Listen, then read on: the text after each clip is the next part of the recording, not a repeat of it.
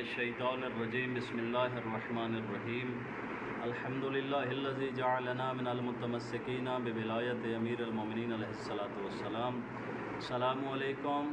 تو علیہ السلام مدد۔ امید کرتے ہیں مومنین سب خیریت سے ہوں گے۔ دعا ہے خداوند متعال آپ کو ہمیشہ صحت و سلامتی اور درازی عمر عطا فرمائے۔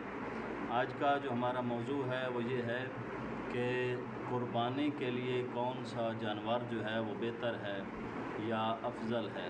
تو ویسے تو کافی جانور ہیں جن کی قربانی ہو سکتی ہے، جس میں گائے ہے، جس میں بیل ہے، جس میں بھیڑ ہے، جس میں بکری ہے، جس میں دمبا ہے، لیکن ان سب میں جو سب سے زیادہ فضیلت جس کو حاصل ہے وہ دمبا ہے۔ اس کی وجہ یہ ہے کہ حضرت اسماعیل علیہ السلام کے لیے ذبح کے لیے جو چیز آئی تھی وہ دمبا تھا۔ تو کوشش کریں دمبے کی، اس کے علاوہ بیل کی، بھیڑ کی، بکری کی، اونٹ کی، گائے کی قربانی جائز ہے، آپ کر سکتے ہیں اور اس کا بہت زیادہ اجر اور ثواب ہے۔